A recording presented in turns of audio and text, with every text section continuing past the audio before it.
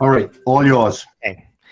I'm going to call the meeting to order. It is 6:32, Monday, March 22nd, 2021. Do we have any changes or additions to the agenda? Because I don't. I don't think so. Elizabeth? Always good to call her in. No. Okay. Right off the bat, I'd like to welcome Jamie Turner. She is joining us on the SU board. Rebecca just joined us. So welcome to this very prestigious Group. SU 52 school board. Has everyone had a chance to read the last minutes of the agenda? Any changes? It was all pretty basic and straightforward to me. Yes, Elizabeth. Hi, where is it? It said, I thought the language surrounding the executive session is a little bit confusing. First of all, it's under the superintendent's report, and I wonder if it shouldn't be moved out of the superintendent's report, but also the executive session from last month had two different purposes. One was for the negotiating team to update the board on contract negotiation talks. And secondly, for the executive committee to update the board on David Baker's evaluation review.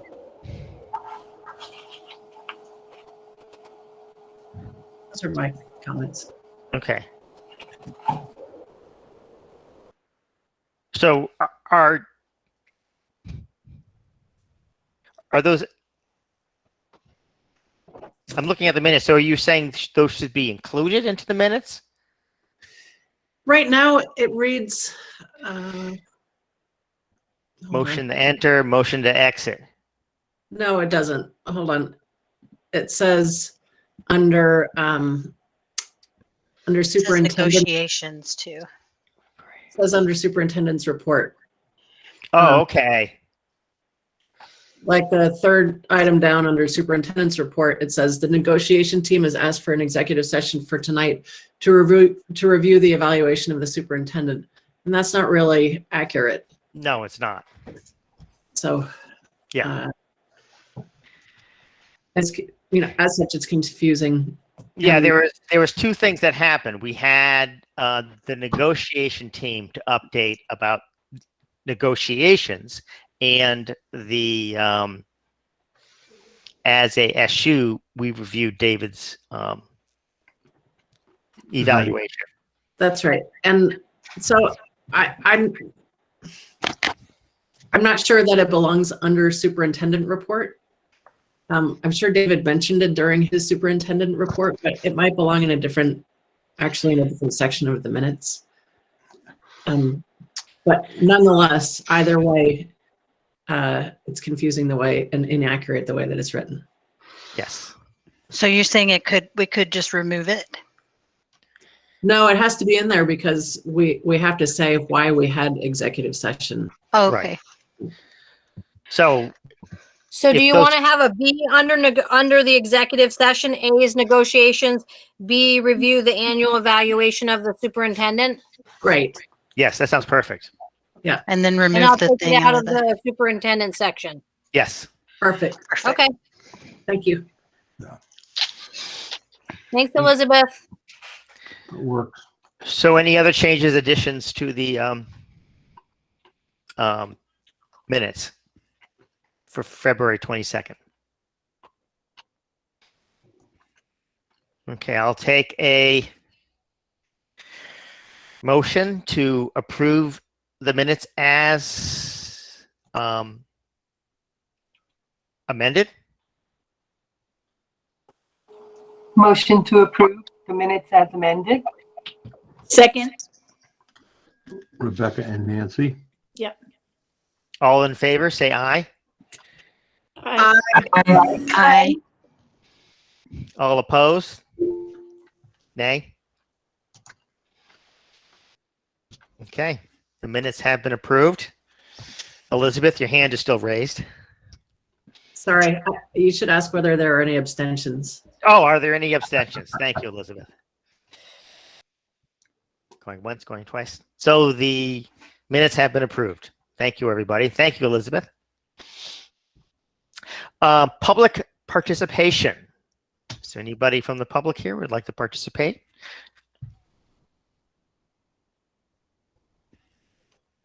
Any announcements from around the SU?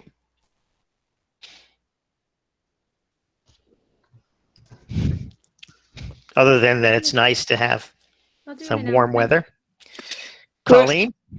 I'm not sure if it was announced at the last, I'm pretty sure it wasn't, but we've had 2 high school students who participated in the Rotary Club's speech contest, and Emmett Moykins won first place, and my Thomas was second place.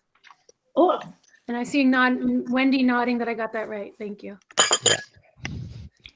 and we're making maple syrup at ABS. They tap the trees and Outstanding. yes. It's always fun. And if you're bored and want to watch a basketball game, the girls will be in their semifinal game tomorrow night at 6 o'clock. Oh, exciting. So my daughter will be hopefully her second to last game. There you go. Go, Lady Jacks. Where do you get the streaming link? Is it on the school website? Yes, it's on the SU website. I think you can find it there, yeah. It's on YouTube. It's Windsor Girls Basketball. So if you just search, you will find their page. Cool. Is it a live stream or is it just It's live stream. It's on YouTube and it's a live feed. okay? Fun to watch. Yeah, definitely fun to watch. Any other announcements? Thank you for everybody for sharing. Move right ahead. David, superintendent's report.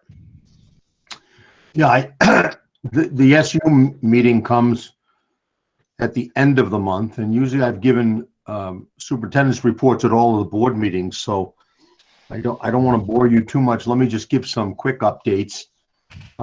We have had, I think, Bill, 3 negotiating sessions now, or 2? Is it 3? Let's call it 2.5. All right, 2.5. That's right, because we did have the ground rules meeting, so that was interesting. But I just want to thank Bill. He continues to do a great job with those, and they seem so far to be pretty productive and reasonably positive. We'll keep you posted, and Bill can certainly in executive session, if he wants to share in a little bit more detail. Thanks to the hard work of Angie and the administrative team, our ESSER 1 grant was approved. So all of that included it included a few things that Ed had put in there around. Angie, do you want to talk specifically about what was in there? It might be better if you did that. I sure can. It might be. I'm sure David has a lot of details floating around inside his head, so happy to. So there were the chunk of money that we got for ESSER 1 was around $276,000. We had substitutes that we hired to replace remote-only teachers. So our remote-only teachers were teaching remotely, and we needed in-person substitutes. So that was a part of it. There were a few of those. We also put in the centralization of the purchasing process. Remember when we were shut down and having limited access to the building, that was very important that our purchasing process was centralized so that we could keep supplies moving the way that it should be. And then the rest of that was a summer program. And we were able to get most of the summer program in there with the exception of our special educators and our transportation plan. And we are anticipating the ESSER 2 funds to be available. I think the period of performance, which is the time frame in which you can spend the funds, it starts June 1st for the ESSER 2 funds, and I think goes till September 2023. So we'll Thank keep you. you posted on that as well. We've started our recovery planning, and we had an awesome couple meetings last week. We have quite a list of ideas and ways that we are going to be supporting students, student engagement, student well-being, and academic achievement.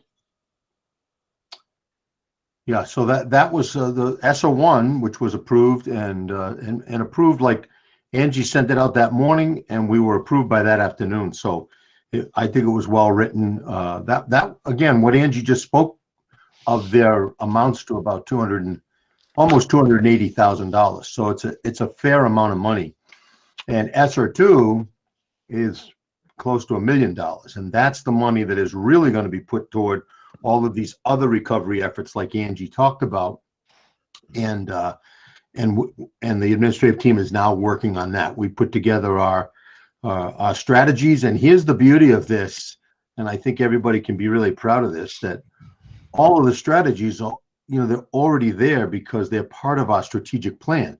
So we were able to go back and refer to that portrait of a graduate plan, pull out those aspects that are absolutely related to the recovery effort, which are things like engagement and culture, student voice, all the things we've talked about, integrated, performance-based integrated curriculum, some of the outdoor education work that we've done, and it's just been so much easier to be able to pull those strategies from work that we've done as communities over the last couple of years. So I think that's work we can all be proud of. And as soon as we've got a tighter budget on that, we'll report back on some of the things that are in there. We also have a restructuring task force. I think I mentioned this at the individual board meetings, but this is really working well. And it is a group of staff members, support staff members, who are really looking at what is working in our planning for COVID this year and wanting to embrace some of that and hold on to it for next year. And that'll be everything from schedule to professional development to outdoor activities to more integrated work, collaborative planning time, common planning time, less transitions for students. All of those things really seem to work well for kids. And I will tell you, it's an enthusiastic committee. I want to thank all of the principals, but especially Christine Bourne, because Christine's been working closely with Angie and I in organizing and getting ready for those meetings. And I think we've had two very productive ones, and we're going to have another one on Thursday. And this will also develop next year's daily schedule, not so much the calendar, because we're going to talk about that tonight, but really what are our days going to look like, and from the time we arrive to the time we leave. So we'll have much more on that probably by our meeting in April. Wendy already talked about the semifinals. I did want to mention that the summer program, Angie alluded to it, and that planning is pretty much up and running. I don't know, Katie, did you want to make any comments about where you are in the summer planning right now for that summer program? We have reached out to the co-coordinators, and we're going to be meeting with them this week. And then the next steps are to do the initial contact with parents. So we're hoping to do that by the end of next week, Right. and getting numbers. So we're on our way. We'll have to solidify a few other pieces as we go along, but I think once we get moving, it's going to be a bit like an avalanche, comes pretty quickly. So Katie, you're going to figure out numbers and then start trying to lock in some staff? Is that sort of the plan? We're going to get the tentative. We've already done one pass with the staff. to get tentative numbers of staffing. So we have those names and information. And then next week, once we get student numbers, we'll be able to lock in who we need. I given preliminary numbers of the number of students we're going to flag, which is about 170, anticipating probably about 100 of them coming, and what we had for an initial staff response, I think we're going to be comfortable meeting both needs. So, but yeah, it's a little bit of which chicken and the egg comes first, given we haven't done this before. Yeah. Yeah, and some of the things we've already talked about is we will provide transportation. We're centralizing because we're not sure exactly, how far out of COVID we'll be by the summer, and also give gyms people a chance to really go in and scour buildings and set up for next year, because some of these rooms are going to need a major setup if we're going to add those remote kids, which is part of.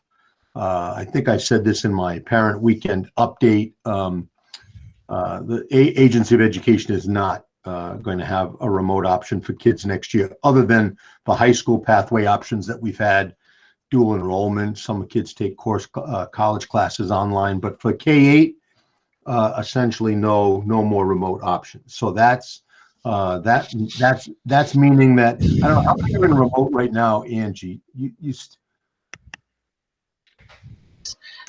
We probably have between maybe around 75 or fewer.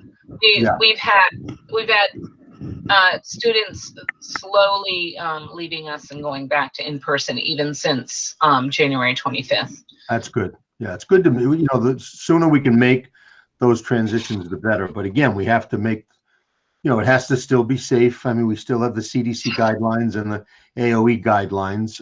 But as you can probably tell from listening to the news and listening to the CDC guidelines, they're very quickly trying to move from a 6-foot perimeter to a 3-foot perimeter for children. So that's going to allow us to get all those kids back. But again, kudos to Angie and her remote staff.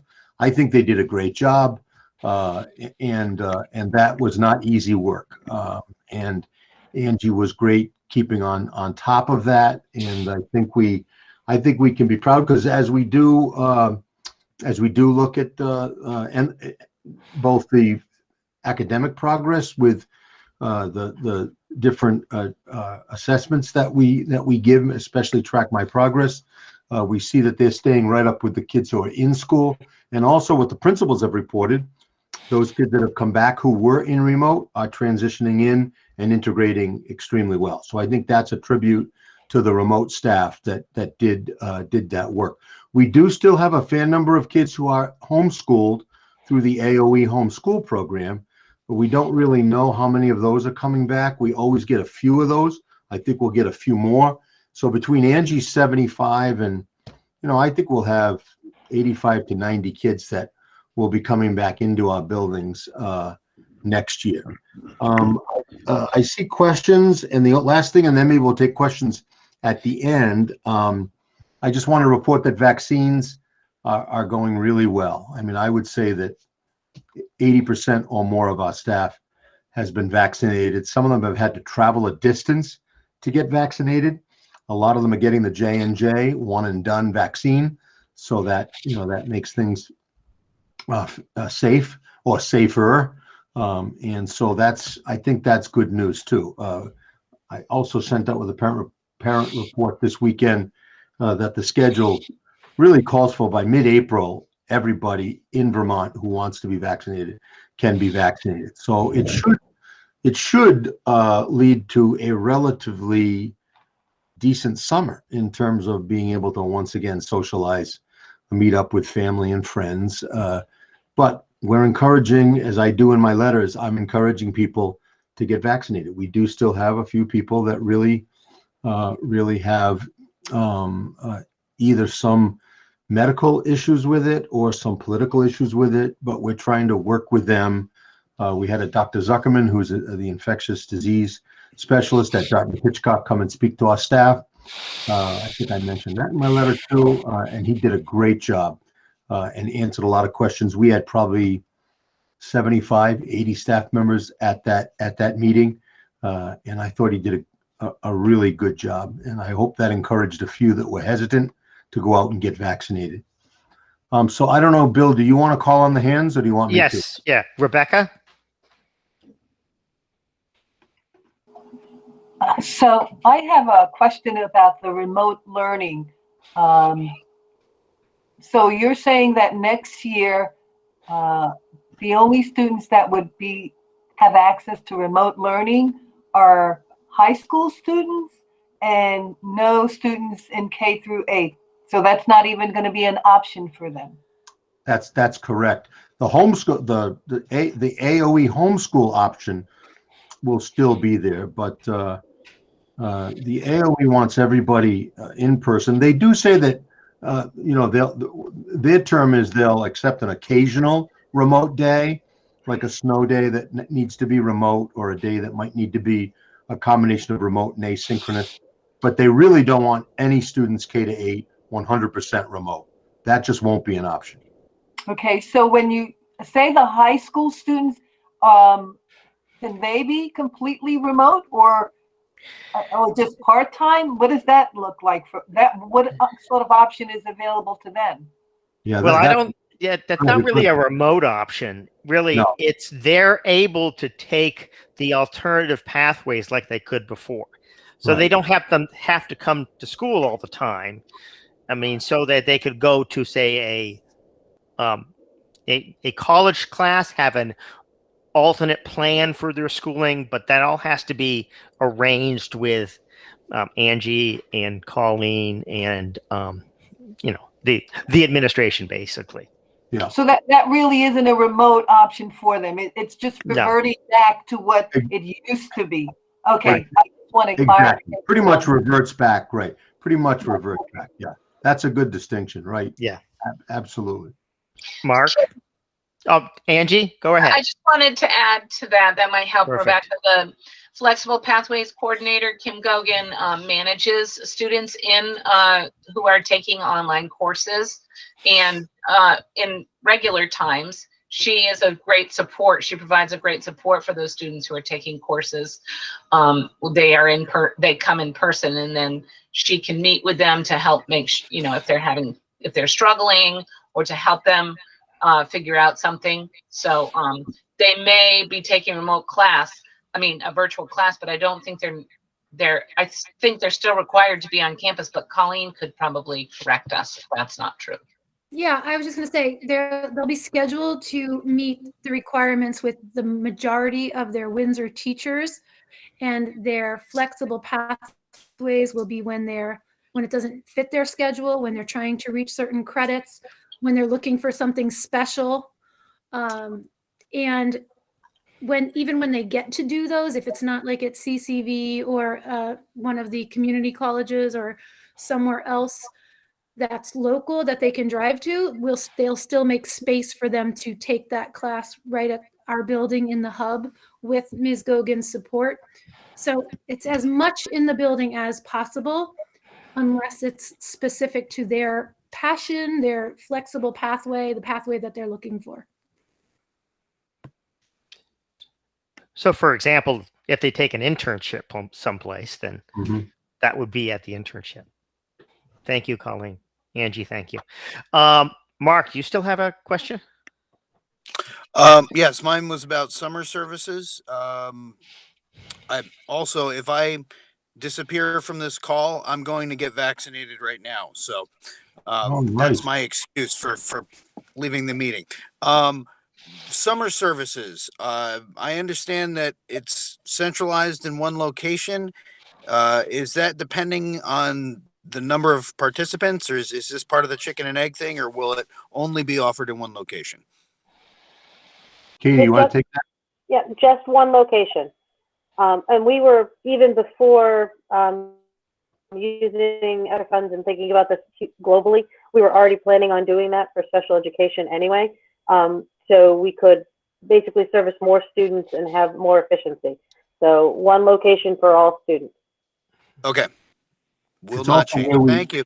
Yeah, that's good, Mark. And it's also where we satellite the lunches out of the Windsor kitchen, because it's the bigger kitchen. And we'll be doing that again this summer too. A universal lunch goes right through the summer. It's summer lunch. And so if we can have the bulk of the kids right there, we can feed them right there. So we don't have to move all that food around. There'll still be Right. some. I'm anticipating being asked about it at some point. So I bet. sure what our plan is. So thank you. Yeah, that's good. I thought you were in a Boeing 747 actually, but it's nice to know you're in a car and you're not 30,000 feet up. So that's good news. And when you have the vaccine, it could be good we're recording. So if you bring the phone in with you, it'll be a good example of a board member getting a vaccine. A promo shot. Okay. Promo shot. I like it. It's got potential. Thank you, Mark. All right. I'm good, Bill. That's it. Okay. Thank you, David. I do have my hand up. Okay. Angie, thank you. Sorry, Bill. That's all I right. did want to add that this morning, the Agency of Education sent out a survey for staff who have used third-party providers for their vaccinations. I think that would be like Kinney Drug and Walgreens. And they're trying to, I think, determine what the need is for staff that still want to be vaccinated and haven't been able to. So I think that's really encouraging. Yep. A lot of our staff took advantage of those programs. Yeah, I don't know if they still have openings up at Hartford because they were doing that. Yeah, they did. Springfield was good too. Yeah. Thank you, Angie. Okay, items for discussion.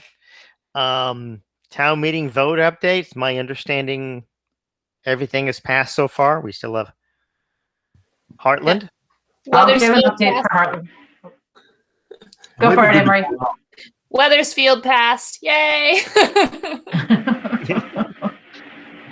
That's a big yay. Yes. Sally's the nail biter. Heartland is voting on May 4th by Australian ballot. And we have, for the first time, decided to join an informational meeting with the town. So people in Heartland get to sit on their screens for 3 to 4 hours on a Saturday morning. Wow. On April 24th. So that'll be very pleasant.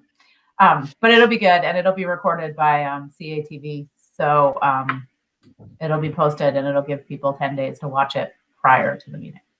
That's our plan. And the other difference in Heartland, Nikki, correct me if I'm wrong, that Heartland is mailing out every voter a ballot. Is that correct? Yes, I believe that is. Which the other two towns didn't do, but actually, Elizabeth, what Nicole just described is pretty much what West Windsor, when they were, on their own, used to do, the town meeting and the school meeting. Didn't that happen simultaneously or no? Wasn't it? Yeah. They used to be when we were just a single district. Yeah. Yes. Nikki, what did you say? April, what is your informational meeting? Our informational meeting is April 24th. Thank you. The town starts at 9 and the school is supposed to start at 11. Any other updates? Thank you, Nikki. So far, so good. Okay, policies. I think these are two first read. C5, limited English proficiency, and C29, district equity. Both of them seem really quite straightforward to me. Are there any questions or any concerns? Rebecca? You're muted. Okay. On the agenda, we have C5, limited English proficiency students review, but on the forms themselves, it says VSBA code C4, and so I wasn't sure. That's a good question. Let me open it up. It does say C4. Yeah, so I think this is a required policy, and what'll happen is Lori on the second read can put it in our format without a doubt. It's required, so I don't know how much allowance there is for debate, Bill, but No, I don't think there's any allowances for debate. I mean, it's extremely straightforward. It's all based upon the law, so there's really very little or no leeway. And I think what Laurie was trying to say is that policy, that required policy, which is code C4 by VSBA, will replace our limited English proficiency student policy, which was revised and adopted on the 19th. I think that's what she intended when she said. So is our current policy C5?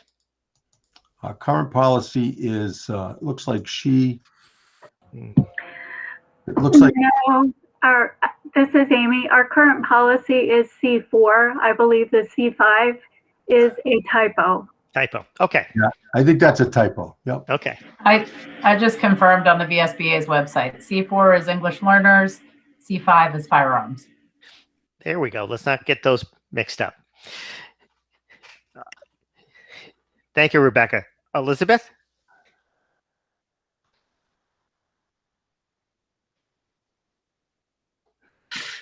For a second, I couldn't remember what my question was. Where did the equity policy come from? The equity policy is also a required policy with the Vermont School Boards Association, and they define it the way you see it there, which of course is different than our anti-racism policy. So Laurie included that too. Remember, we're trying to include a couple every month for us to look at and read. So she decided, since that's also required, to do the limited English proficiency and the equity policy. And I don't think it should say district equity either. I think it should just say equity policy. But does that make sense? And that will be C29. That will be first reading tonight for sure.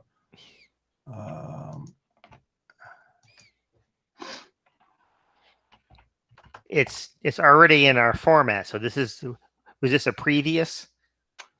It was. No, she put it. No. She put it in our format. Okay. I'm not sure why she didn't put C4 in our format, but I think it's because, yeah, maybe she just wanted to make sure everybody was okay with it. But that'll replace that old C4.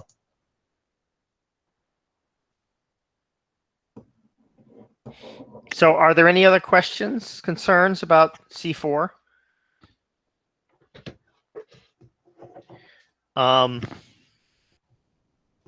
Scott has his hand up. Yeah, Bill. Oh, go ahead, Scott. You were invisible to me. Yeah, that's okay. I know. I was a few minutes late. I apologize. I didn't get the bill in charge part for a bit. Thank you. Just a clarification, it's not a big deal. I think that the district equity policy, David, is under recommended. Okay. So I think that we can look at that a little bit. I did want to speak just really shortly in support of it. I think it twofold. It seems to mirror at least the, I'm looking at it now on under definitions. Yeah, and maybe Amy McMullen can clarify this, but it seems to mirror the equity policy that came out of the VSA and VSBA and Vermont Principals Association work maybe about a year ago. And there's something under there that I think we should think about under the definitions. The third bullet down where it says, equity goes beyond formal equality, where all students are treated the same. Achieving equity may require an unequal distribution of resources and services. That's a little bit of a rub for me, and I just wanted the other board members to hear that. I think that the word may could come out of there. I think that by definition, equity understands that people start at a different spot, and that by definition, equity requires unequal distribution of resources. So I don't want there to be any confusion about that. I think we could our district could drop the word may. And I also wanted to bring attention to the last part, implementation. And particularly for the work of the negotiating team, there's several points in there that speak to how the district will accommodate employees and continued learning of employees. And I think it's really important that we adopt this because it's really exactly what the negotiation team is considering. In general, some of these points are exactly what's being considered and in defense of employees, and just to articulate exactly what our district expects of employees. So that's all I had to say. Thanks. Bill, this is Amy. Scott, you were correct. This is exactly what is happening across the state with VSBA, VSA, and VPA. They've been working on this for a couple of years now. Thanks. Thank you. Yes, thank you, Scott. Some very good points. Are there any other questions, concerns, input for the equity policy?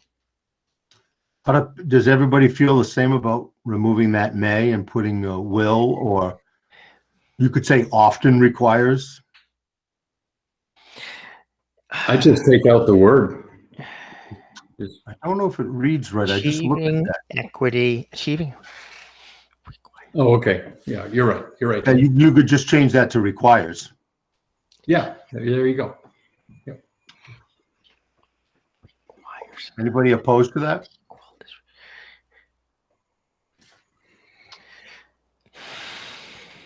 I'm not. I'm mulling it.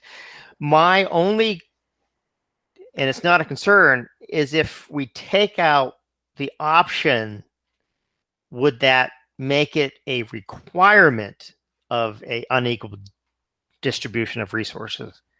Because equity may not require an unequal distribution of resources and services.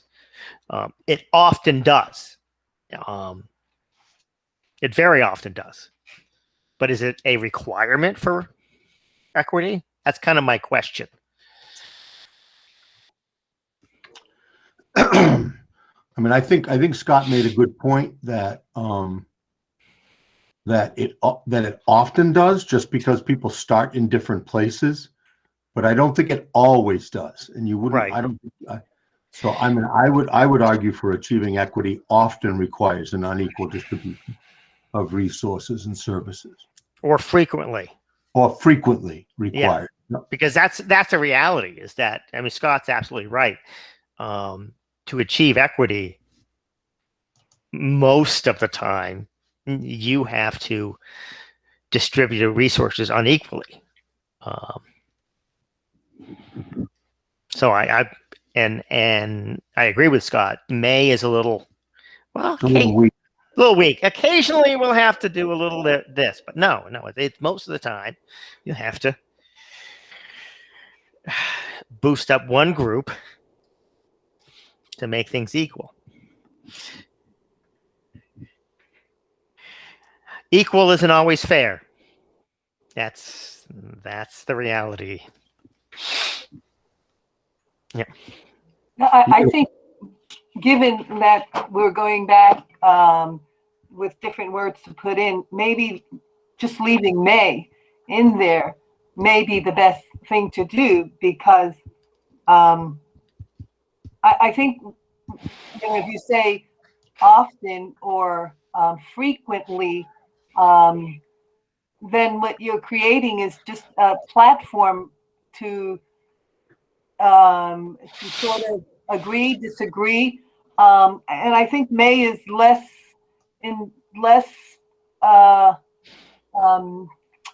confrontational, less intimidating than frequently or often. It's just there, and it may not.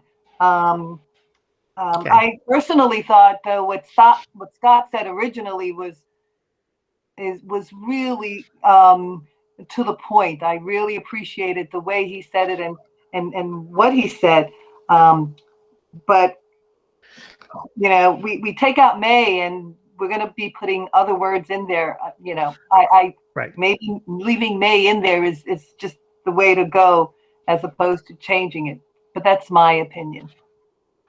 Personally, I would go with what Scott recommended, but it's okay to have that that other side. Right. I agree with you, Rebecca. I would agree too. It's the may is that sentence is there to define, to further reinforce the difference in the definition between equity and equality. And that's all it's not supposed to describe it's not supposed to show us what we need to do. It's only supposed to define the difference between equity and equality. And I think that's, since this is a definition, this is not this is a definition statement rather than an implementation statement. Yeah. Just want to be clear that it just wants to be clear that everybody understands that you may have to do this.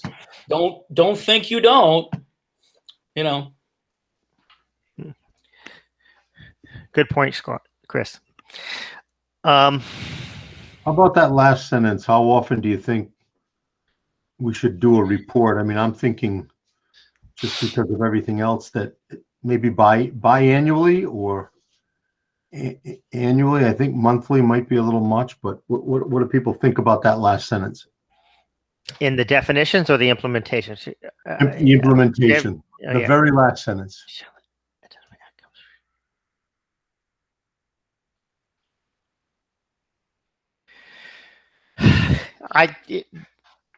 Quarterly or annually, or biannually. Biannually work for everybody?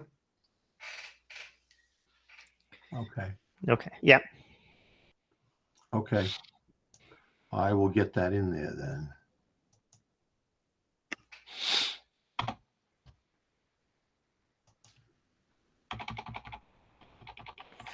Okay. I think we got it. Yep.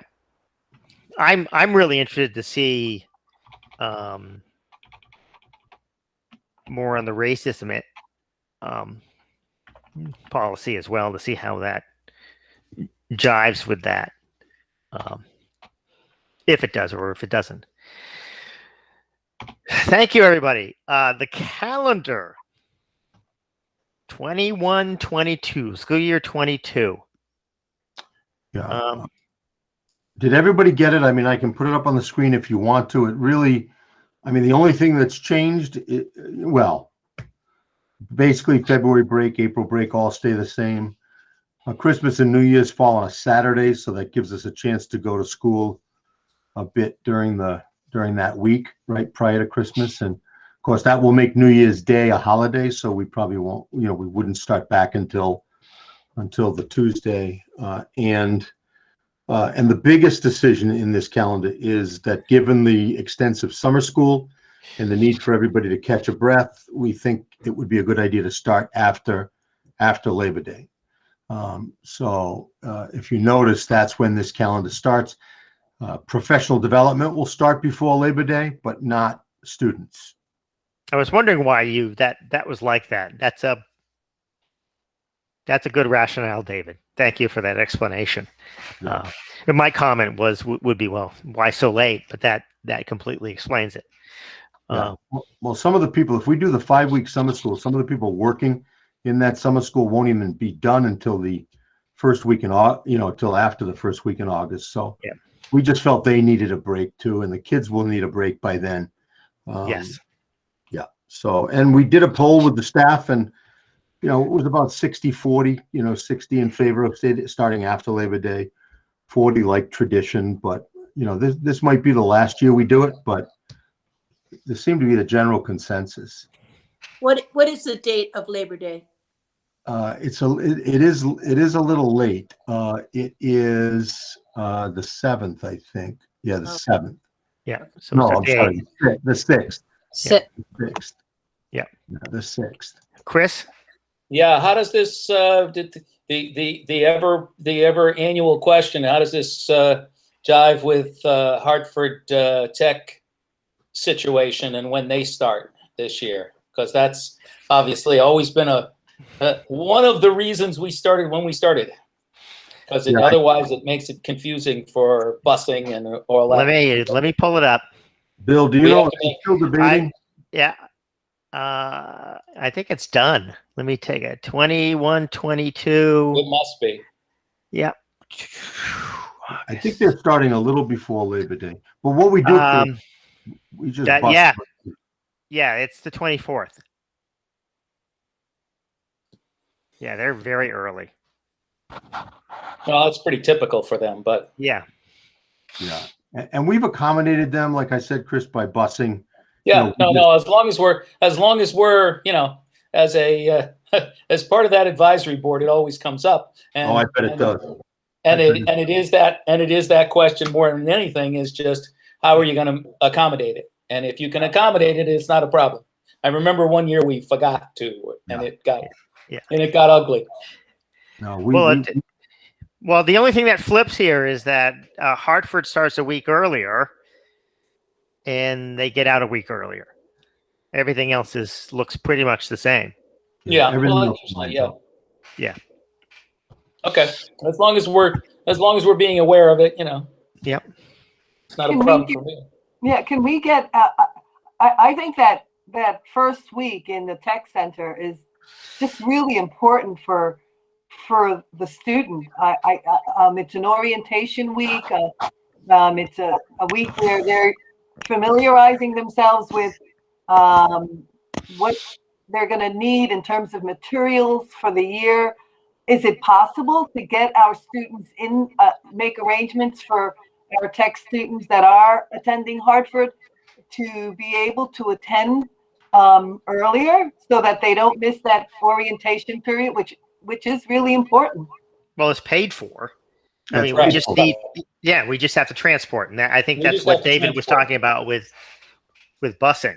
And it actually is, it's not a bad thing because these students would only have a half day of school and then they would be able to get out early from the tech center at the end of the year. And they like that. Yeah. And our transportation, as Bill said, is paid for. It gets reimbursed. So it doesn't matter when we run the buses. So it's good. It's worked. We just started that. We've never started on the exact same day. Right. So the last 3 years we've bussed them. Before that, we didn't bus them. And Chris is right. It got pretty controversial. So we started busing them. So it's just being aware of it and making arrangements and reaching out to those students. Communicating and everything. Yeah, that's it. Yeah. Yeah, and those students all have their own portal. They all have their Infinite Campus portals, and so they have all the contact information. So the tech center reaches out to them, and usually students are enrolled in the tech center by next month for the most part. So good point, Rebecca. Okay, let me see. So, by the way, this calendar by contract, I have to meet, and I did meet a couple of times with the union presidents. There's a section in the contract that says I have to consult. It doesn't say they have to approve it, but I always try to get them to give me a thumbs up, and they were pretty positive about this calendar. So I think it works for them. Is this something the board approves, or normally the supervisory union board does. There's a motion to approve the 21-22 calendar, and then that's good. Then that gives me pretty much the authority to send it out to parents so that they can see it, and because they like to plan early. So I would love to have a motion tonight. Chris, is your hand still raised? Okay. Is there a motion to approve the 2021-2022 Windsor Southeast Supervisory Calendar? So made. Second. Okay, all in favor? Well, any further discussion? Okay, all in favor, say aye. Aye. Aye. All opposed, say nay. Any abstentions? Okay. Good. I'll get that So up to the ag team tomorrow, and I'll also get it out this weekend to parents. So thank you for that. Okay. COVID update. We've touched on this a little bit about next year in COVID, but what's going on right now? Yeah, I think we pretty much, Angie probably said the most important thing. We still have kids gradually coming back from remote option into the buildings. I think the vaccinations have gone really well, as we said.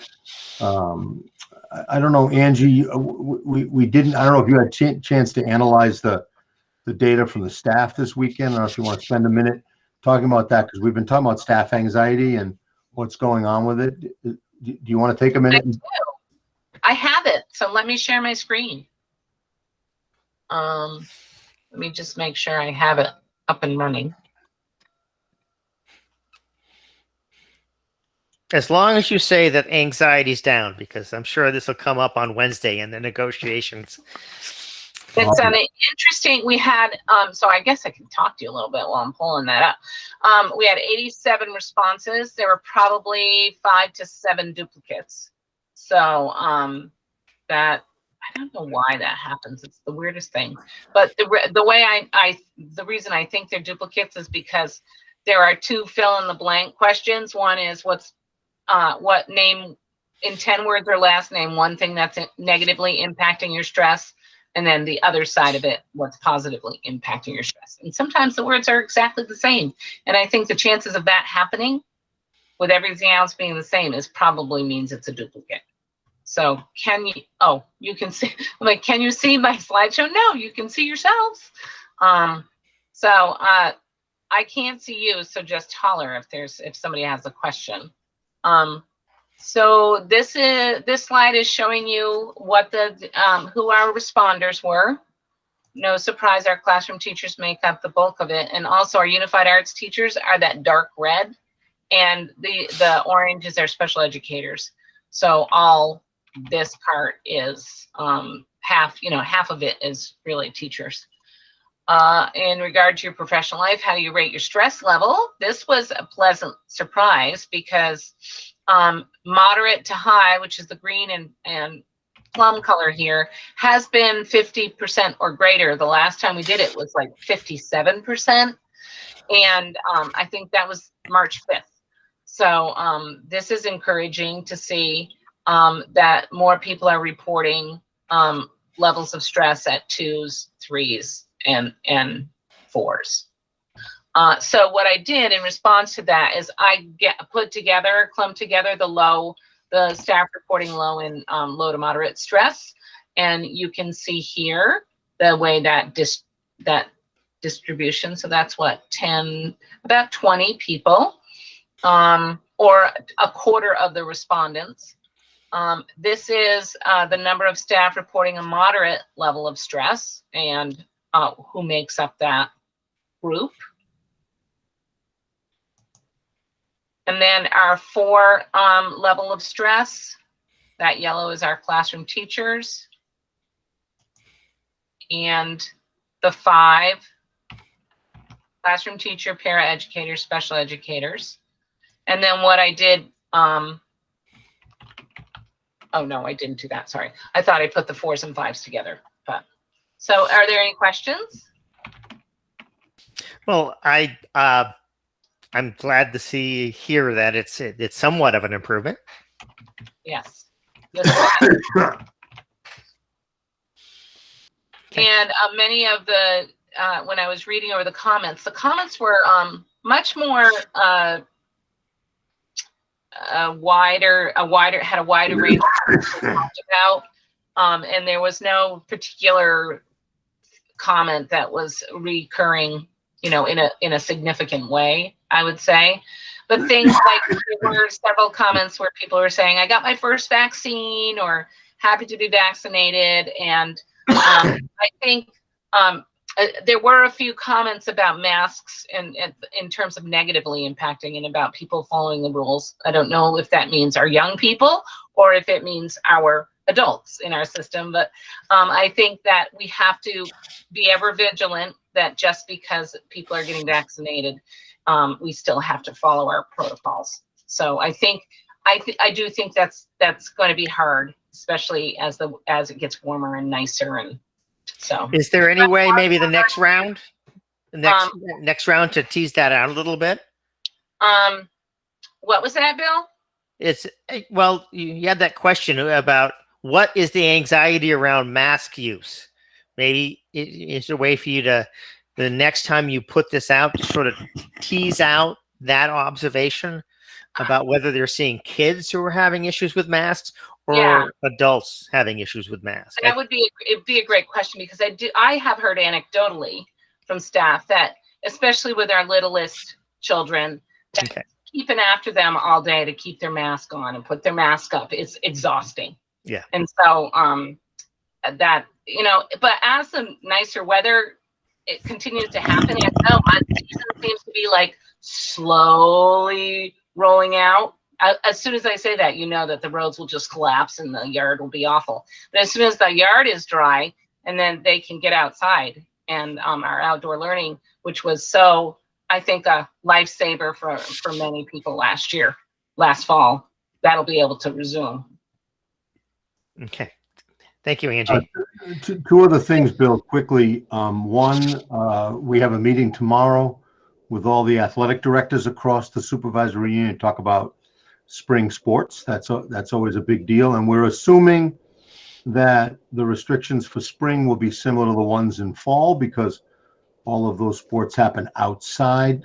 Really, the issue becomes, do we have enough, especially at 7th and 8th grade level, or actually K-8, but 7 and 8 to field a team. So we're going to talk about that tomorrow too. The last couple of years we've had trouble putting out a baseball and softball team.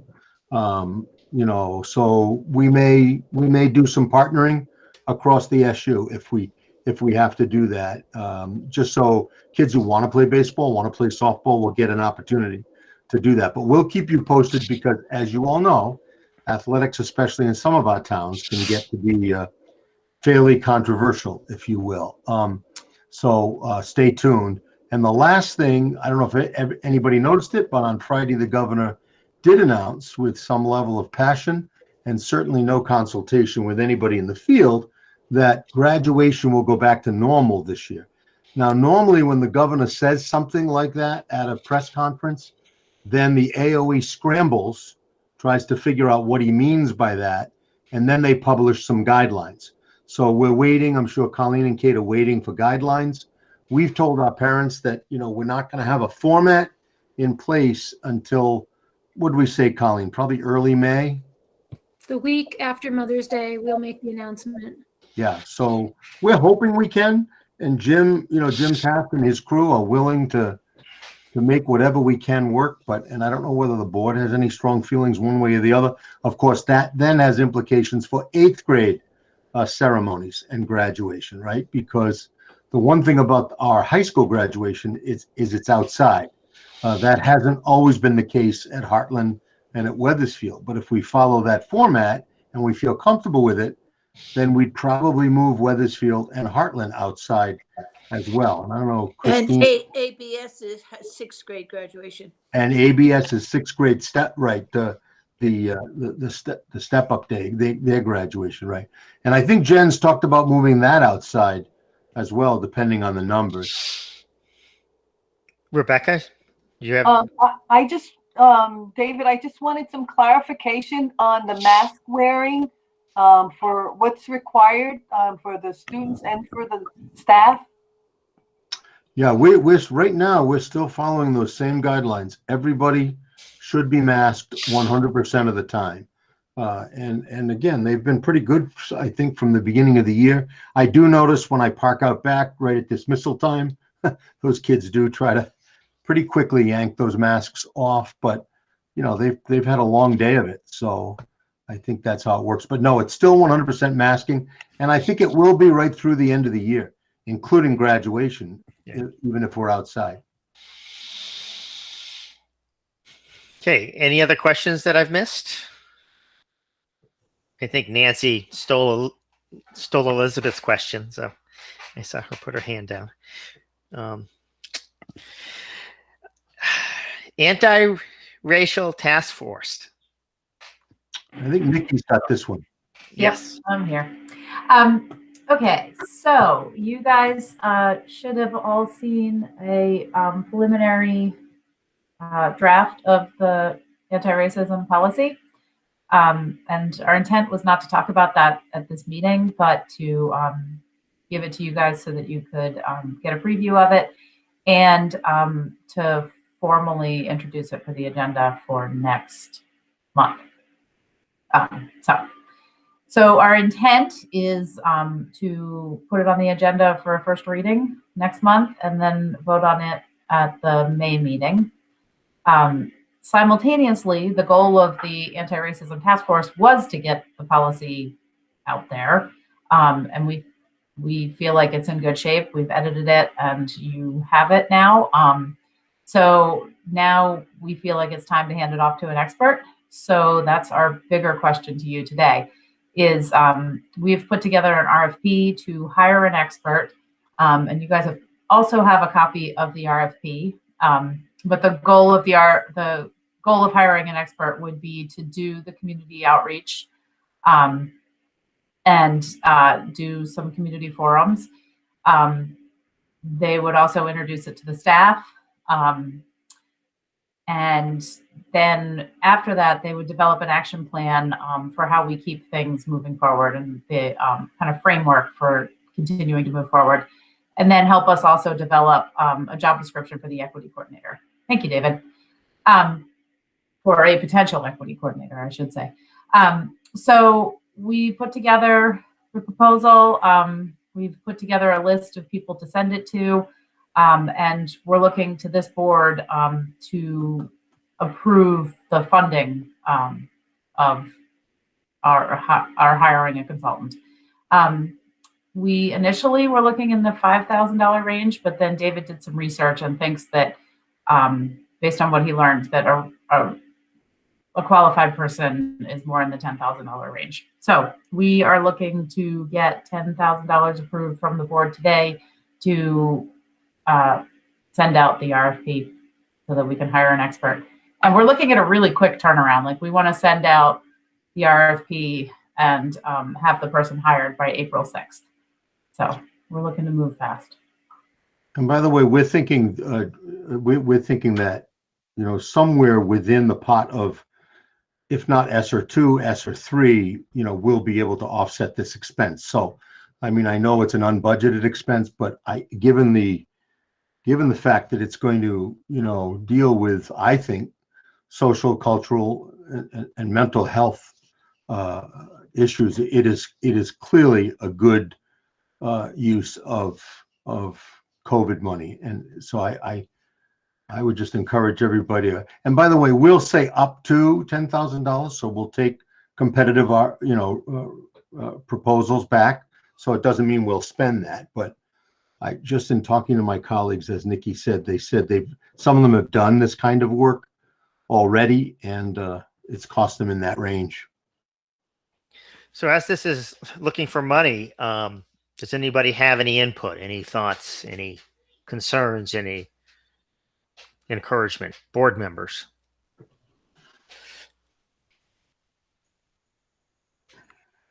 I thought that when we were discussing this at past SU board meetings that we concluded that similar work was being done around the state, and perhaps even Righting Wrongs was working with other school districts. is there a chance to have one consultant do more than one school district? Or is this policy really, are we sharing this policy with other school districts? I mean, I'm kind of curious what the evolution might be here and why. I thought there was a realization here at one point that many school districts were working on this at the same time in Vermont. I think Scott and Nikki, you can jump in too, but I think Scott, we have talked in the past as Southeast superintendents, when we get to the point of hiring an equity coordinator, that maybe we'll partner with around hiring an equity coordinator. But this kind of work about community awareness of the policy we adopt, everybody in the Southeast is in a different place and time zone right now. So I think it would be difficult on this piece to partner, but certainly maybe when we get to the equity coordinator piece, we can certainly talk about that. And Righting Wrongs is going to get this proposal. I don't know if you saw that list that I put up, but we'll send them. My understanding is they sometimes don't have time to do this kind of work, but I'd love to have Jamie and Ariel continue with us, but I'm just not sure they will. But I think that list is a pretty strong list. And if anybody else has any other suggestions, just get those to Lori and me, because she's going to send these out first thing tomorrow morning, as long as you approve. I'm sorry, I might have missed that. So you had a distinct list of candidates there that you shared? Yeah, I share that on my screen. Yeah, that's in the packet that you got today too. Okay, and it's a list of people that have done this work elsewhere in the state. This part of the work really is kind of specific to your community. Okay. And it's really this, the RFP is designed to take us to for lack of a better term, take the responsibility away from the task force, since we have no experience, and hand it to somebody who really knows what they're doing, and then help us transition to the point that we can hire an equity coordinator and have a well flushed out job description and be ready to hit the ground running. So it's a transitional role, but also a very important one to get the right person on. I just sent it to you again, Scott, just in case. But yeah, I had it open. I hold so many tabs here that I've lost track of how many. I know how that works. By the way, this is also going to give us an opportunity to get what we're calling the wider staff community internal task force off the ground, because we've got probably 20 people who volunteered, who I've been keeping in touch with them and letting them know that don't worry, we haven't forgotten you. But that's a fair number of people who I think one of the first things that this organization will do, or this consultant will do, will be to reach out, probably in conjunction with Nikki and I, and just introduce this group to this person. And then I think they would be instrumental in preparing the community forums, the staff forum, or forums. So it's really we're in an awareness phase now. You know, what's that supervisory union board up to? Well, this is a way to let them know. Right. I think my personal opinion on it is $10,000 is a lot of money. At the same time, though, it really isn't. The fact that so often school boards and a specific group within a community does something like this, and then to go to the next level, in which at least I feel personally is what we're trying to accomplish here, to be able to bring it all into one piece. You really need someone on the outside to coordinate it, which is hired. I mean, I can build a house, but chances are it'll turn out much better if I hire an architect to design the house before I build the house. So this is kind of, I think, the analogy that we're making. We're hiring someone who can bring in a much higher level of success. So I move that And we, someone who has the time to actually, to make community forums work, you need someone who actually has time to go out and get people and do things to bring people into them. If the bunch of us just say, call 3 people or whatever, half of them don't show up, and we have the same group of people all the time.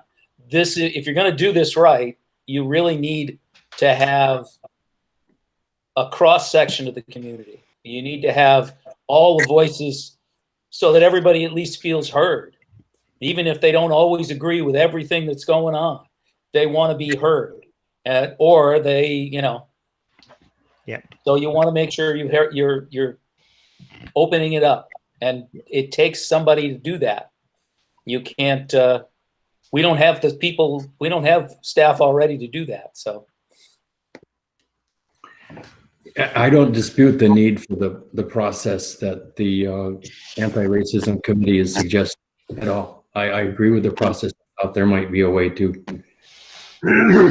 work with another district, and David's corrected me that we're not all at the same place. So yeah, no, I think we all realize that, Scott. Thank you, Elizabeth, and then Nancy. I was just going to say that, it's kind of also a super high price of failure too. So we want to avoid that as best as we can. Yeah, that's the whole architect thing again, Nancy? and I just wanted to move that we spend up to $10,000 in hiring a coordinator for our racism policy, or however it should be worded. Thank you, Nancy. I think consultant's probably the better word. Yep. Yeah. I'll second that. Any further discussion? Mark has his hand raised. Mark?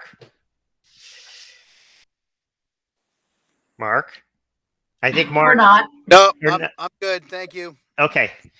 I think his hand's been up. Okay. All in favor of Nikki's hand is up. Oh, I'm sorry. Well, I just wanted to get in before we vote and change topics that I just wanted to send a huge thank you out to the task force themselves. They did a lot of work. There was a lot of wordsmithing and pulling together this RFP. That we did this in an hour of brainstorming, and then Elizabeth and I cranked on it for an hour. And I just couldn't be prouder of such a good responsive group. And I also want to give a huge shout out to Elizabeth for coming to the meeting and saying, we need an expert, so let's hire one. So thank you, everybody. And I'll be quiet. Thank you, Nicole. Thanks, Nikki. And everybody else on the task force. Yes, definitely. Thank you.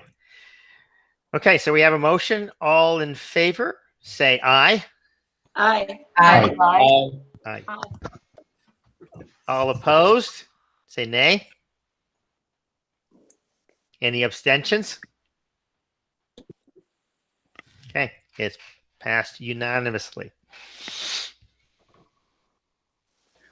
Mark, are you vaccinated? I am, and I think I can speak to corn now, but I feel very good. Okay. You look good, Mark. You have a glow around you. It's the Johnson & Johnson, so it's the one and done. Whoa, nice. Yeah, I hit the jackpot. You hit the jackpot. Okay.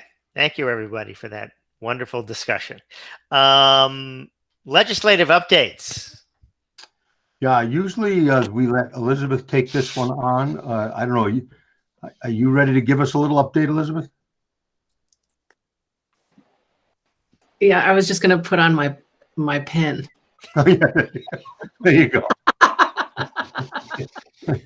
Make it a little hair barrette or something. We can get that. Okay. Let's see. Oh, okay. First of all, our own John Arison of Weathersfield introduced his first, he's on the education committee, and he introduced his first bill last week. And it had to do with requiring all of the supervisory unions around the state to do an inventory of what building upkeep needs to be done, and to report back to the legislature. And he did a fine job, and very nerve-wracking, I understand, to deliver a bill. So coming up this week is although this doesn't have to do with our supervisory union, but it does have to do with young people in general, the huge childcare bill, which has to do with licensing and governance of and financing of childcare. And it has an appropriation of $10 million from the state and $2 million of ARPA money that should help with childcare providers forgiving some student debt and helping childcare centers get licensed. And it should really, hopefully, help our problem along, of which we all know is massive. We did pass it or not?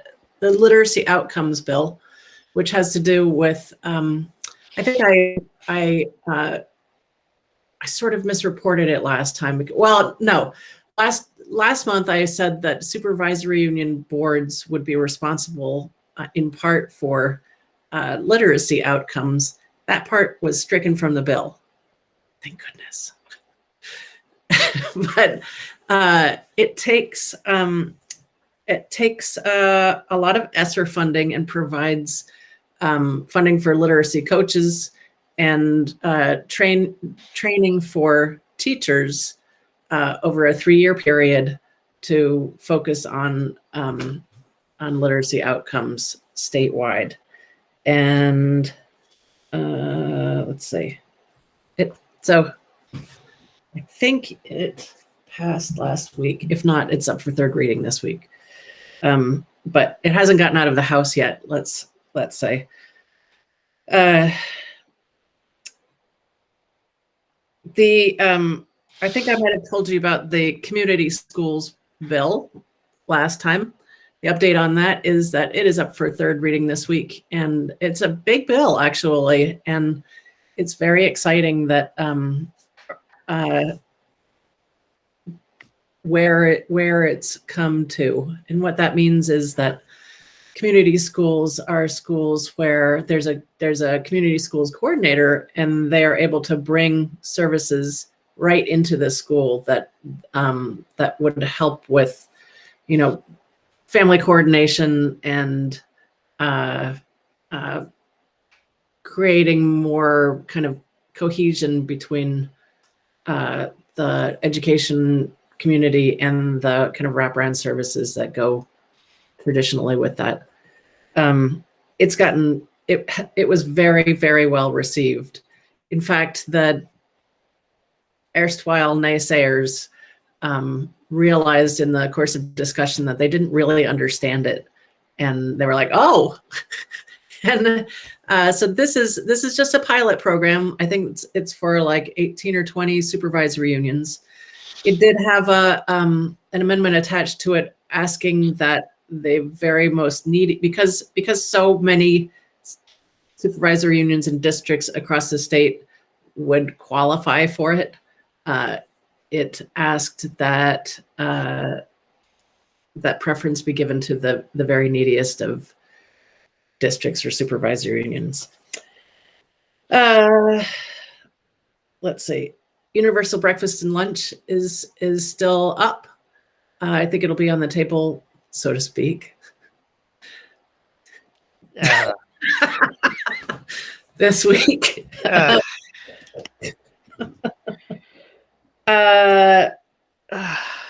There's a bill out this week to eliminate the school construction costs that we were talking about just now, that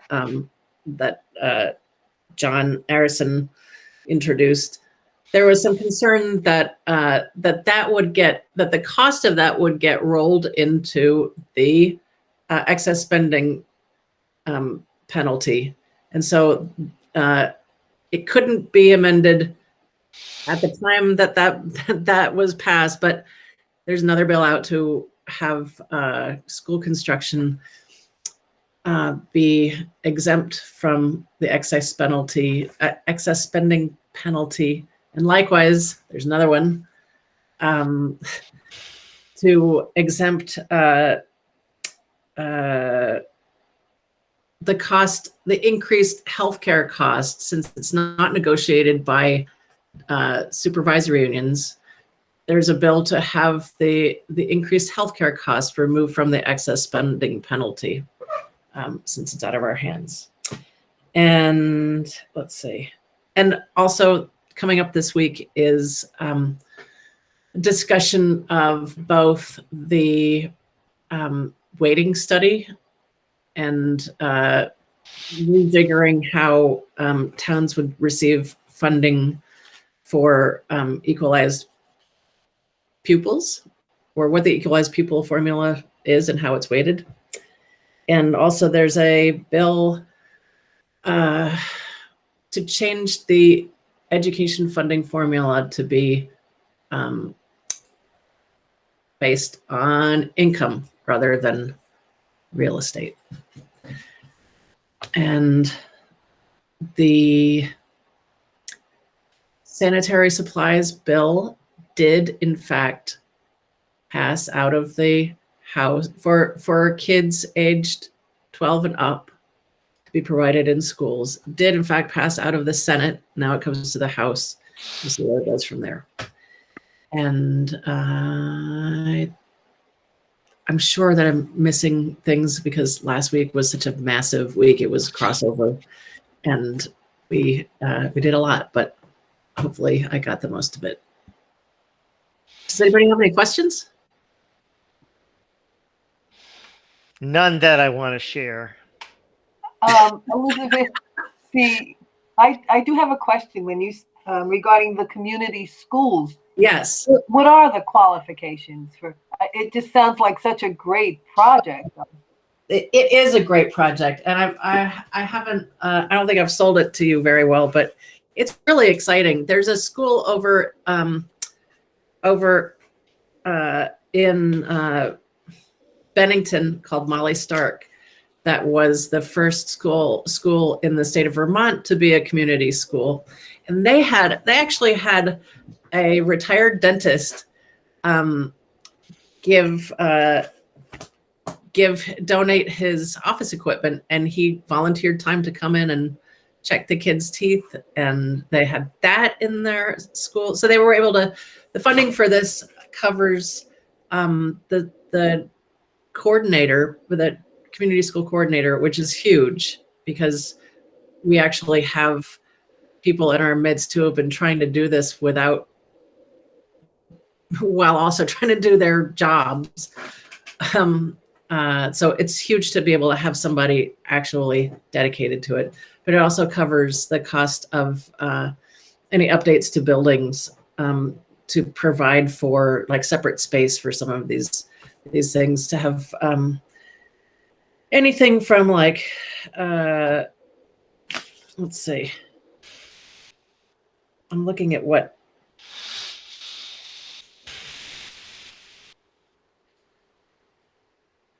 the pillars of the community school are integrated student supports, learning and community connection, family and community engagement, and collaborative leadership. So we're already doing a lot of that stuff already, but some, sometimes it might mean social services inside the building. It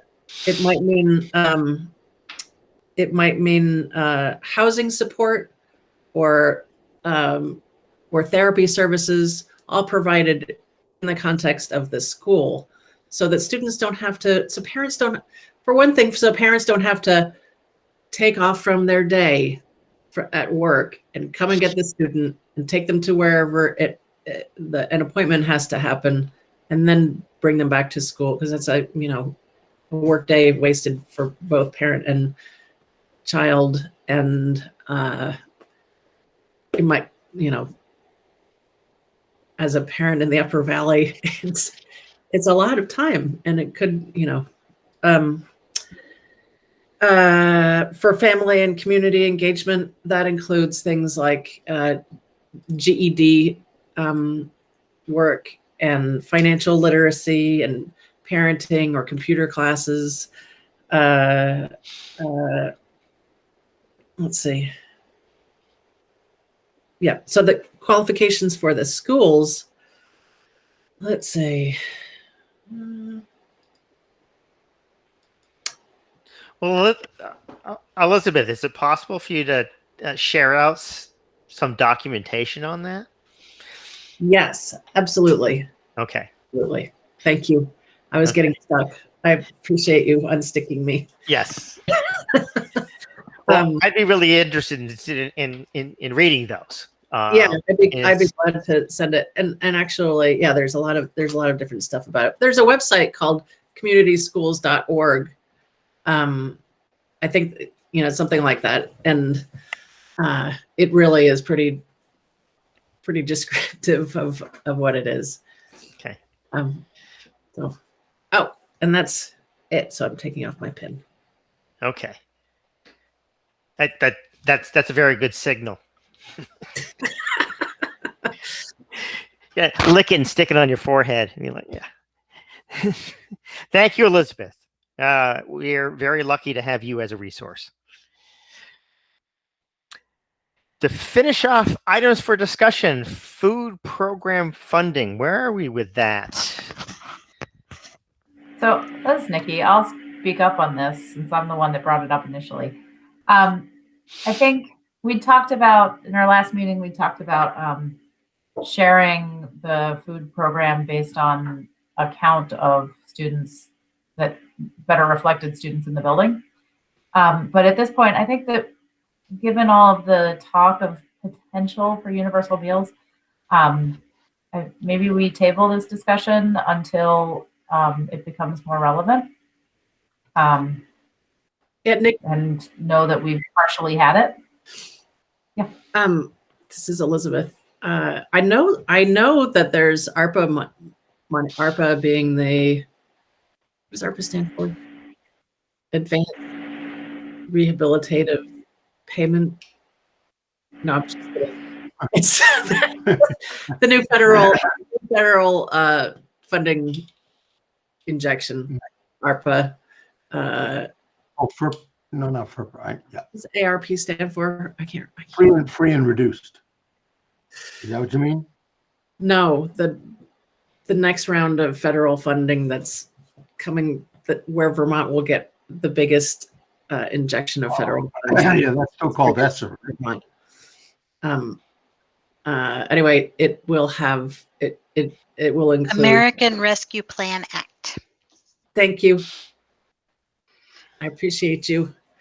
It will have money for universal breakfast and lunch, at least, I believe, at least until the end of the summer. And then the state's working on it past that. Yeah. Knock wood, it'll get through, because it hasn't had much of a pushback. Well, my biggest concern, I know I've voiced this with Elizabeth, and this may be off topic a little bit, but there has to be some structural changes at the state level on how direct certification is calculated, unless the federal government is going to change its calculation on how Title I money and other grants are formed. I took your comments to the state, Bill. Yeah. They because they were asking for input on that, I think last week. Yeah. And so they may be calling you to come as a witness. Well, I pulled some data last week because Jim Vizina passed on an email regarding there's some real differences between what DCF is reporting for free and reduced students and what districts actually have. On my calculator, and this is real data. This isn't like, oh, I think it's this. This is actually real data. DCF calculates, that we have about 290 free and reduced students at Hartford. Yeah, no. We've got 375 or something like that. It's just their numbers are so low. Anyway, don't get me talking. What creates the discrepancy? I mean, well, it's an ongoing issue with the state of Vermont in which agencies don't communicate with each other. There's no sharing of data. And I have no idea really what has caused that difference. But that's the data they use to calculate school funding, and it's wrong. And it's wrong across the state. But anyway, Angie, thank you, Elizabeth.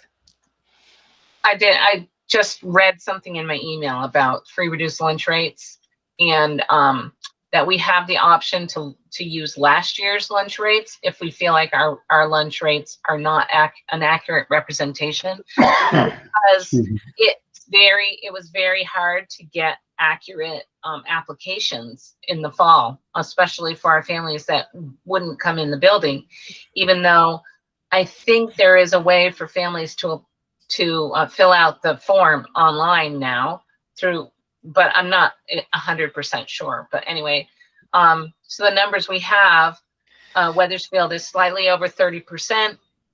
Windsor schools are hovering around 36%, and Heartland is at 42%.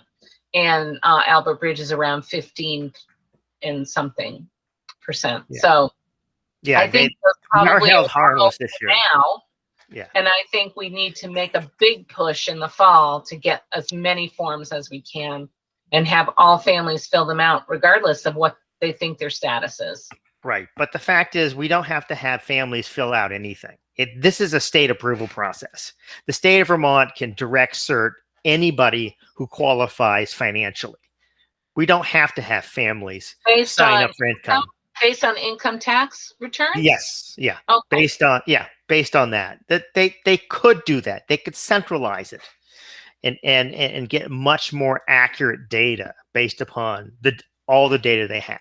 But for whatever reason, the federal government and state governments have insisted on this process of having parents sign up and fill out forms for something that is an essential piece of data. Yeah, that's a good point. They have it all. They have all the data. They just have to put it together and say, these are all the students. And every month I download the direct cert kids. They just have to include all the kids that would qualify. I mean, if Amazon can figure out that Angie was, looking at a website at Home Depot looking for X, Y, and Z, and can then advertise towards you, with machine learning, there's absolutely no reason that parents of low income need to fill out a form. Okay, I'll get off my high horse. Again, thank you, Elizabeth. And thank you, Angie. Thank you for your self-control, Bill. You're welcome. It's hard for me. I appreciate what you could say, and I agree with everything you're saying. So yeah. Okay, so Nicole, I think that's a great idea for us to put this on hold and wait to see what settles out. With that, wait a minute, Bill. Yes, Scott. So I guess I disagree a little bit. We had kind of charged the superintendent with because this is a budget question. and the fiscal year is coming to an end at the end of June. And so we had kind of charged the superintendent with finding out a different path forward with our advice and with the central office, what might be. So I think it would be a good idea to have a plan B. Yes, no, I definitely agree with you. What's nice is we have time to come up with a plan B, because because all the lunches are paid for this year. And David, correct me if I'm wrong, but there isn't we're not in the deficit for food spending this year. Yeah, and again, we're only 3/4 of the way through, right? So we have a couple more months to go, which is why I like what Nikki suggested. I think for two reasons. One, we will be able to see where we are financially, and Bill's right. Right now, we're in the black, not by a lot, but we're in the black. So nobody's getting charged anything right now. But I think in June that might look different. And then when I spoke with Ed, and that's what caused him to run the numbers for a financial to date, which he'll share with us next month. He was going to do it tonight, but it wasn't on the agenda. So the whole finance, we need financials essentially for the SU, which would include the lunch program. But then I think secondly, there's some general consensus with Craig and Ed and myself that if there is overages, then we probably should go by kids that are in the building, because those are the kids that are getting served this year. We haven't delivered many remote lunches, but I think the better time to review that is going to be in June. Right, and the simple fact is next year there is no remote. We go back to what we were before, and for those of you who don't do this every day, all those data tags are built into state reporting. So the state knows who is in the building and who isn't in the building. Basically, it's called O1, which is a regular student. That means they're in the building. Students who go someplace else are classified as O7. And then you have O2, which is high school students who have choice. Those students who say a Woodstock student wants to go to Hartford, they can apply for that. And so all the data is there. So we just need to decide how we want to calculate it. And I really think the fairest way to calculate it is actual students in the building, not enrollment rates for a particular district. And I think we kind of came up with consensus on that last time.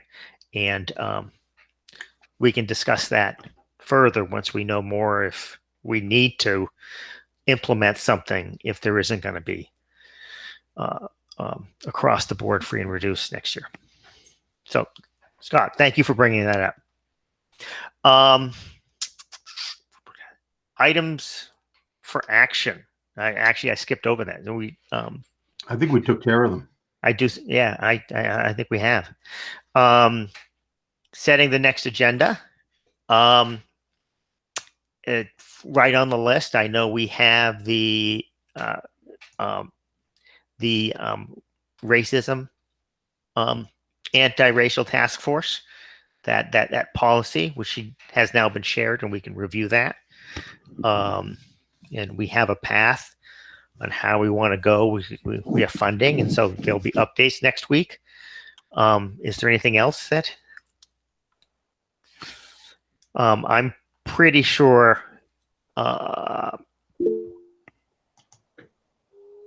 Rebecca? I know that colleges at this point are sending out acceptance letters to students. And so I thought last time I brought this up, it was recommended that maybe for our next meeting, we can have sort of an overview of where some of our students are going, but not only to college, but in terms of their post high school plans. Can we get that maybe for next month?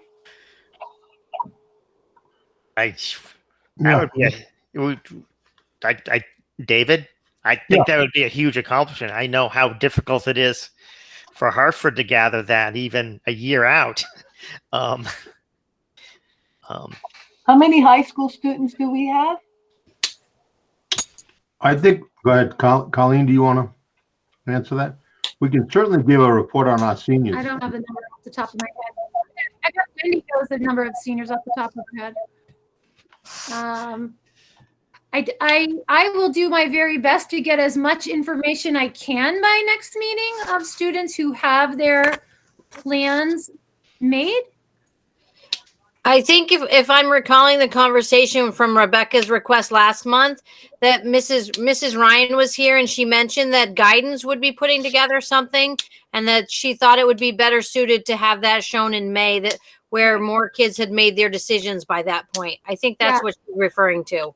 I recall May as being a time where we probably can have more of that information as well. This is Amy. May 1st is usually the day that students have to say, this is where I'm going. So it's commitment day. So I think a May meeting report is probably better. Okay, that does make sense. I can tell you too that students, high school students are committing a lot later right now, just because they're waiting to see how it's all going to be in the fall. Yeah. But also, we might want to, I don't know how we could gather the answer for students not attending Windsor High School, but there are a few, but I don't know how we can go about doing that. Well, I mean, just in general, there's just a much larger trend last year and this year for more gap year options. Yeah. Students. Or community college options too. Mm-hmm. Yeah, kids are just waiting, not wanting to spend big money if they're going to be stuck remote.